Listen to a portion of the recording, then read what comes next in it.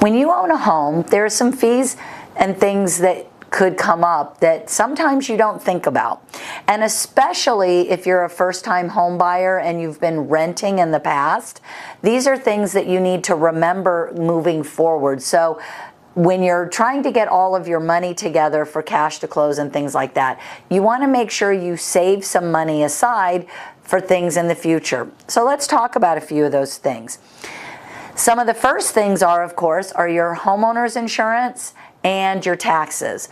We do collect those with your monthly payment. So you may think your monthly payment is going to be $1,000 and it's going to be great, but then we have to add your taxes and insurances to that. This is good. A lot of people tell you, oh, don't let them escrow it, you know, you can pay it yearly, but sometimes it's hard to come up with that $3,000 monthly homeowner's amount every year. Or say your taxes go up every year, then $3,000, $4,000, $5,000 may not be a big chunk of money you want to pay every year.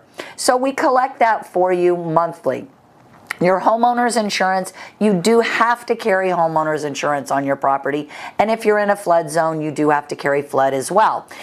Those fees are covered for the replacement cost, the cost of the loan, or the replacement cost on your home. They want to make sure that should there be a natural disaster, that your home is replaced and that you have a place to live and the mortgage has something to connect to, not just the land.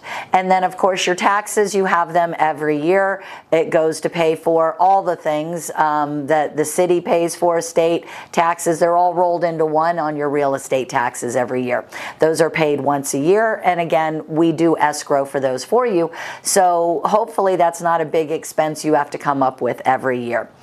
Other expenses would be things like maintenance and maybe big ticket items that might break something in your home. Because again now, and especially if you've been renting for a while, you have maintenance on your home. You're going to have to mow the yard. You're going to have to not just mow it, edge it, and do all of that. You may need to buy a lawnmower. You may need to pay somebody to do your lawn.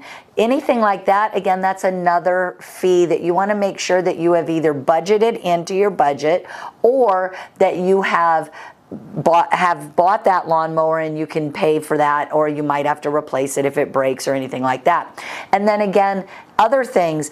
When your refrigerator would go on the blink and you rented and you were in an apartment, you called the property manager, or in a home, you called the homeowner or whatever and they fixed it or replaced it. Well, as a new homeowner, that would be on you.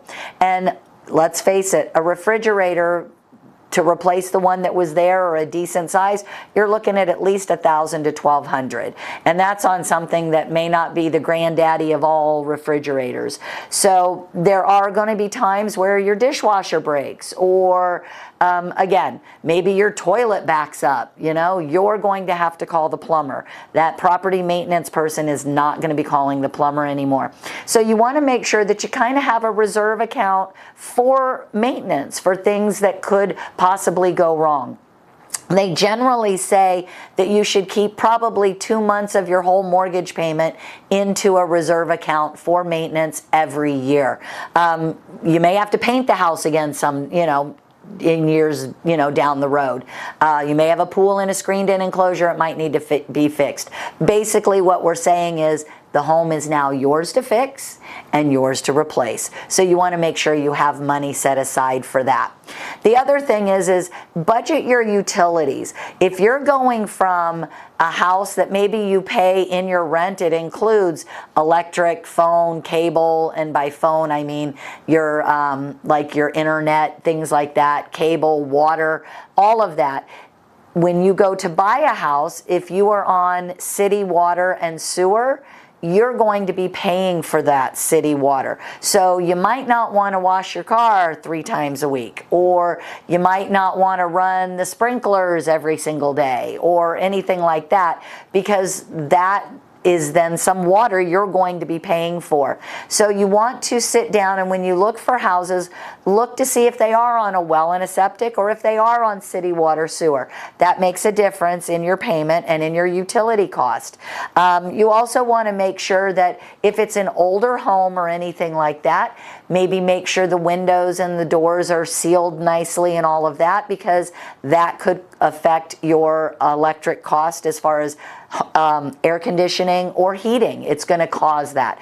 So those are things that you definitely want to take care of, and make sure you've budgeted in for those, because again, as a new homeowner, if you've been renting a home with a pool, or you've been living in an apartment complex that has a pool, and you're used to having all of these things, so you go out and you look for a house that has all the things and all the great stuff, well, now you have to take care of that.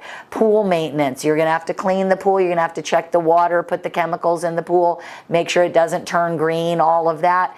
And if you have a heated pool, that again is going to be more on your electric bill. So when you go to buy a home, make sure that you have sat down, you've really thought about it, you've budgeted where you want to be, you've budgeted on what you can afford, and when you do go out looking, you can always ask your realtor to ask the seller, how much do you pay for electricity during the year? How much do you normally pay for water? Do you have a lawn care person? How much do they charge? Do you have a pool care person? How much do they charge? Because maybe you could just continue on with the people that they used, because they know your property, they can continue on.